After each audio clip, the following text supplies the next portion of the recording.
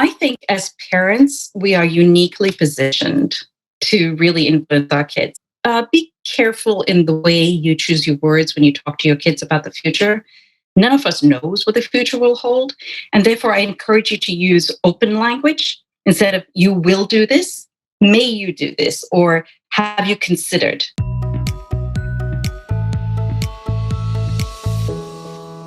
Welcome to yourbrilliance.com. I'm your host, Amy Waterman. Are you worried about your kids? Well, of course you are. So let me rephrase that. Are you worried about whether your kids are going to be prepared for the future?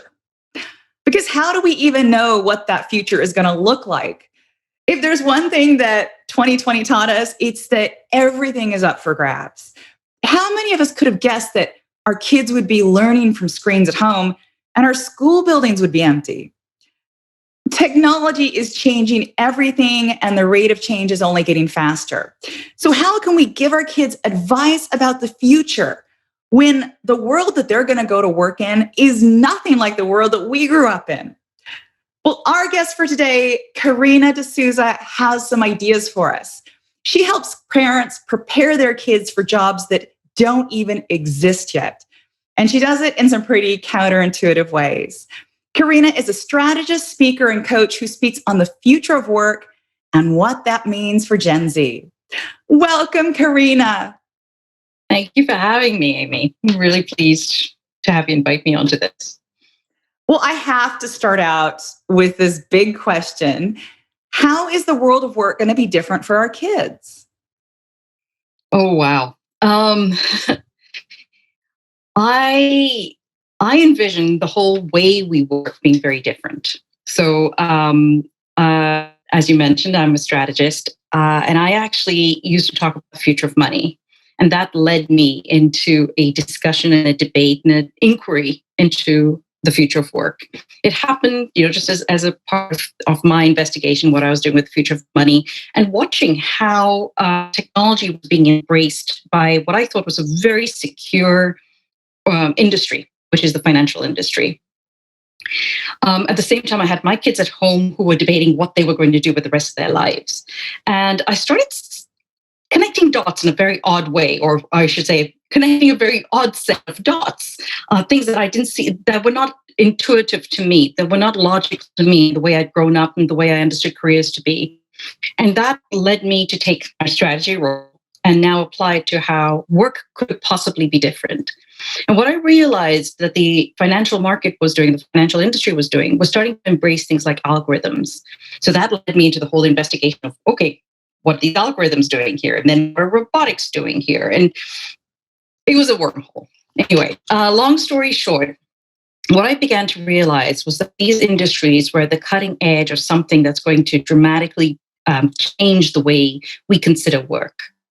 Now, I think a good way to describe this might be to cast your mind back, which we can impossibly do because we're not that old, to the transition between the agricultural era and the industrial era. We're going through that kind of a change right now. We're moving from something that we know, that we're comfortable with, the industrial era, that whole factory robotic, the whole factory system, into a new age of intelligence. And you're beginning to see it around us. You'll begin to see little, once you hear about it, you'll recognize components of it in your daily life. But this was so around 2015, I started recognizing this and started advising my own children accordingly. And that's actually what got me to thinking, okay, the way of work is going to change. The way we rely on technology, the way we embrace technology, the way we work with technology is going to impact the way we go to work, the way we physically embrace work. And that's what I mean when I say the future of work is going to be different. It's actually going to it's going to start impacting how we do our work. And then it's going to drizzle into the rest of our lives. It's actually going to start impacting society, going to impact politics, it's going to impact, economy very much as the industrial era changed our agricultural way of life. So we're going to see all that coming to pass over the next 50 to 100 years, I think. So most kids aren't lucky enough to have a parent who's a futurist. And most of us parents have no clue about this kind of transition we're going through. And so we default to assuming that, okay, our schools know everything you're talking about. Our schools are aware of how they need to prepare the kids for the future. So we leave it to the schools to prepare our kids for the workforce of the future. But if this transition is so new and if it's so huge, then it seems like this is too big of a job for our schools, isn't it? Yes. And also, the schools are almost like a manufacturing plant by themselves. So if you consider the school industry to be a factory, then retool that whole factory. So so I'm going to use that analogy a little bit in our discussion. They are hitting the same points that our children will hit. And they have to figure out how they reinvent themselves to be embraced, to be ready to prepare our kids for this. So yes, I think it's going to branch out a little bit bigger than just the education system, and we can't rely on an education system to deliver everything we want for our kids.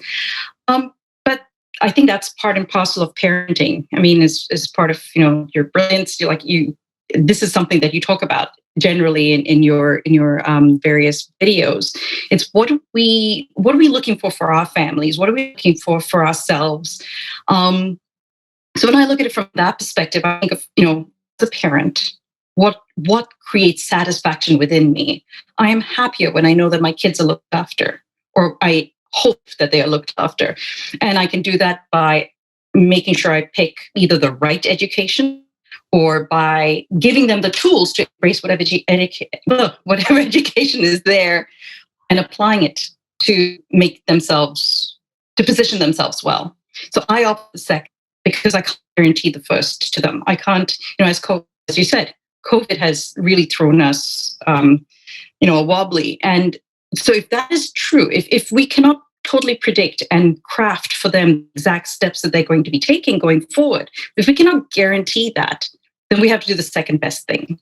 And the second best thing to me is prepare them to be able to step into a situation and take advantage of it. And I look at it from that perspective as something that, all of us have to do it. All of us were gifted those tools by our parents and grandparents and, the ancestors that came before us. If you'd ask them how they would prepare us to be in today's society, they wouldn't have any more of a clue than we have, for the two generations going forward. And then I look at, okay, but what did they have? What did they give me? And that is what I look to give children. Okay, so I have to ask then, what are these tools? I think you're beginning to see, you'll probably hear this language or you'll recognize it a lot once I say it to you. And it's the EQ skills, like you're hearing this emotional quotient. And so if you look at the industrial era as really embracing and gifting people who understood the IQ skills, who really were proficient at knowledge.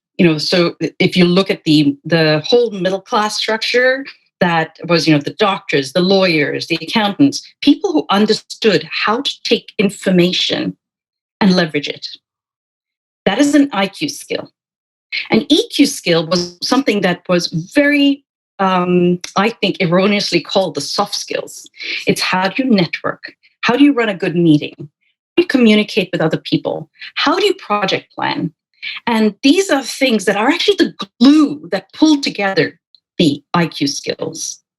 Right now, if you look for the language, I can see it in our school structures here in Canada, and maybe you can see it in your school structures down in the US as well. You'll begin to see them identifying things like teamwork and public speaking and critical thinking. These are elements that they're not necessarily taught. You don't have to go to school to learn these things. You can actually learn them by playing in your backyard and in a mud pit. But these are the skills, the creativity that comes in that are going to be leveraged a little bit more strongly as we move in. And why is this? So you mentioned that I speak to Gen Z or Gen Z. And to me, it has a very specific starting date, this generation. And that's the dawn of the internet. So about 1995 is that delineation point. Now, these are kids who will never know a life without the internet. We can tell them as much as we can, but they will never actually be able to embrace that same idea of, oh yes, we had to write, we had to go in and look at a reference book with this, an encyclopedia, because for them, they just have to pick up phones or open a laptop and they have access to everything written for centuries. So IQ is available to them now. Anybody who knows the question to ask, access to IQ. So the question becomes, do you know the question to ask? That is EQ. That is not IQ. And that is where we have to teach them. We have to teach them how to understand, how to curate, how to take this huge body of knowledge that's just coming at them. I mean, in the past 20, 25 years, we've just expanded how much information comes to us, how many people's ideas are available to us. But being able to actually sit it up and say, okay, this matters. This is bad. This is suspect. That is actually a skill. That is part of the EQ skills that I got. And that's just one little facet of a whole range of them. So one of the parts of EQ skills is obviously people skills. And one of the things that we've been told is that as kids spend more and more time on their devices, as they spend more and more time interacting via text and via screens, they're actually losing some of those communication skills. They're learning they're losing the ability to communicate face to face and to read those subtle signals and to present themselves well in person. So I'm wondering, do you think that screen time is actually having a negative impact on kids' EQ skills? And maybe should we start taking their screens away for part of the day? Okay, I'm going to go by myself example here. I think you're right. Screen time is not so healthy. However, in the past year, I think my days have gotten longer. My Zoom calls have proliferated. It is unhealthy from a physiological perspective. My eyesight is worse. All those kinds of elements. I'm actually now sitting at a standing desk. I'm sitting at a standing desk. I'm at a standing desk by my window because one of the things that someone mentioned to me when I was talking about how this was impacting me, they said, why don't you try taking a few more standing meetings, especially if they're Zoom calls, and start casting your eye with a longer horizon, because I was previously sitting facing a wall continuously. And it has changed my mood. So even though this is a screen relationship, I actually see right outside my window right now, first of all, I've got light flooding my face, but I also see the wind on the tree. I have the birds flying around. There's this squirrel just keeps scurrying back and forth. And I cannot tell you how much energy that squirrel gives me when I look at this little body, like living back and forth across the fences. So those are elements that we need to feed back into our children. So I would say on one side, the answer is yes, you are right. Total screen time is bad for your kids. But there's another part to it. We can't go backwards in time. Screens are going to be a component of their lives going forward. And so we cannot take everything away from them. We have to teach them how to live with screens and how to live productively with screens. So I would, depending on the age of your child, I would probably advise that you create a balance. You say, you've been on the screens for such a, Pomodoro method, 40 minutes. Maybe you need to stand up and take a walk. Now, you have to understand where I'm coming from. I started programming in the 1980s. So I lived tethered to a screen pretty much all my life, right? I'm the kind of person who, especially if you're debugging something, you get your mind in it, you would go like 6 hours before you stood up and went pee break. So these are unhealthy things. And these are actually elements that you see in young people who are gaming, for instance. They will wait. They will hold. They will not drink water. They will, and then suddenly there's a break and boom, suddenly their body takes over again. So these are all captured and you can read about different magazines and online sites. So those are elements that you want to work against. But on the other hand, I think we have to teach them how to productively work with screens. I think I've had a fantastic experience working through Zoom calls and learning how to create a new relationship with people. And I have some of my best friends now are people I've never physically met, yet I feel that they have my back. So I would argue a little bit of, we're moving into that little netherworld, which is a little bit of both. I don't want people to lose the ability to create human connection, which is showing up as something that's vital, especially coming out of COVID. But I think that we can get a balance between the two. Okay, so this is a huge question. So one of the first questions any kid gets asked after what is your name is, what do you want to be when you grow up? And so we still have this habit of encouraging kids at a very young age to decide who they are going to be. But then there's a problem, which is that a lot of us are working in jobs that didn't exist when we were 5. So why are we asking 5-year-olds what they want to be? So here is my question to you. How do we help our kids give a better answer to that question? What do you want to be when you grow up? By asking a different question would be one start. So I would encourage you to be asking the question, what interests you? Either what interests you, what upsets you, what annoys you, because I think within that, you begin to say, what is it that really needles you enough that you want to invest some of your energy in learning more? I think that is where the answers come in. So my father was a school principal. And if you look at any school principal, they start off as someone who wants to be a teacher. They'll probably go to university to study a particular subject, let's say biology, for instance. But as they move through their careers, they start incorporating other elements. And like you said, you end up doing things that you were not trained for. You learn how to run meetings. You might have to learn how to run a budget. You end up having to, present at a conference. And these are all traits that you begin to bring in, and you end up as a school principal really not teaching anybody, right? You're operating on a completely different plane. You're still in the realm of education, but the function that you're doing is quite different. And I think that is the element we need to teach our kids, that they can still stay engaged with something that they're passionate about. Now, passion can have two different meanings. Passion can be something that you really love, like sports, or it could be something that upsets you, like there not being enough clean water in the world. Well, let's say clean water, all right? So, or animals is another passion for a lot of young kids. Start asking them questions. What is it that upsets you about this? Is it cruelty to animals? Is it the fact that we're eating them? And start having them investigate, having them create curiosity about that.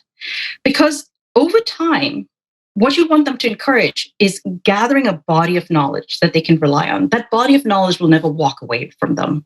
The job function itself may change, but no one can take away all the wealth that you've developed, all this information that you've developed around this research. Right?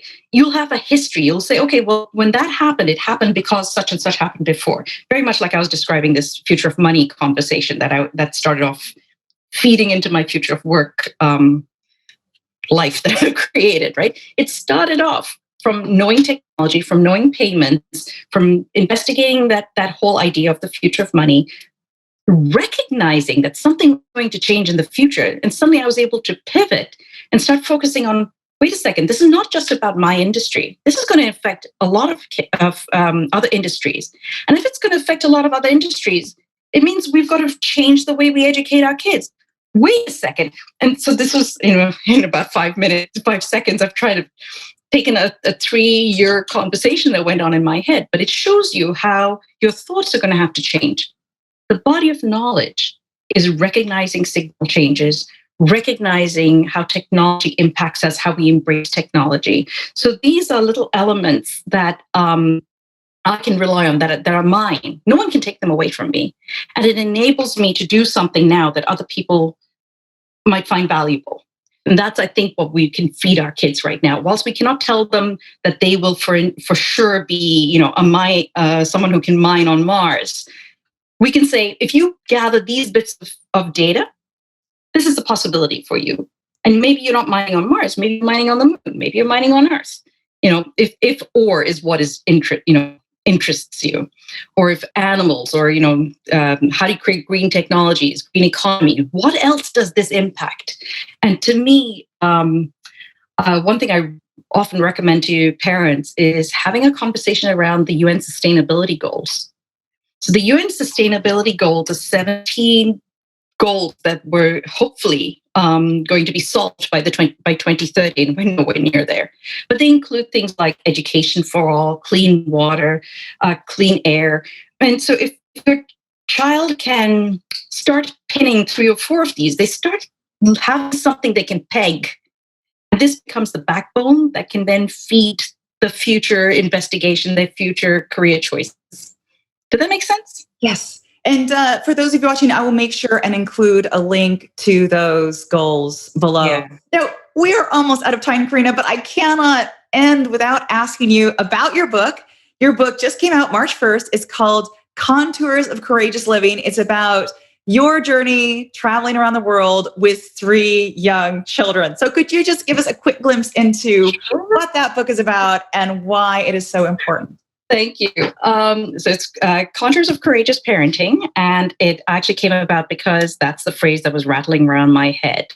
I had around this time last year, which is when COVID started hitting the world, and it just was the challenge that I felt as a parent. I had 3 young adults in my life, each scattered around in different places, and they had to make a decision for themselves. One of them had to decide, did he go to Miami Beach for March break? And now, in hindsight, it's like, duh, no, you don't do that.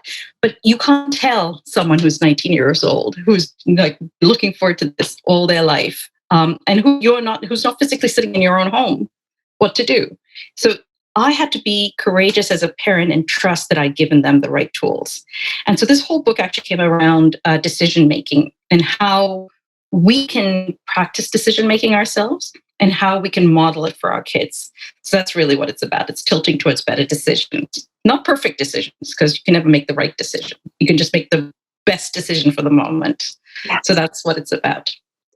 And for those of you watching, if you would like to get your copy of Karena's book, if you would like to take one of her workshops, then we have a link for you. Just go to yourbrilliance.org/Karena. That's yourbrilliance.org/KARENA. Yes. Thank you so much, Karena, for coming on the show. And I wondered if you had any last message you would like to leave our viewers with. I think as parents, we are uniquely positioned to really influence our kids. And if there's a last message I'd like to leave you with, it's be careful in the way you choose your words when you talk to your kids about the future. None of us knows what the future will hold. And therefore, I encourage you to use open language instead of you will do this, may you do this, or have you considered? So I think if I can encourage people to use very positive, open language, that would be what I'd look for having as an end result. That is fantastic. Thank you so much. Oh, and thank you out there for watching. Now, did you have any aha moments or surprises while watching this interview? If so, share them with us in the comments. And for more interviews like these, make sure to subscribe to Your Brilliance TV here on YouTube, and then come on over to yourbrilliance.com for more tips and insights on how you can live your most brilliant life. See you next time.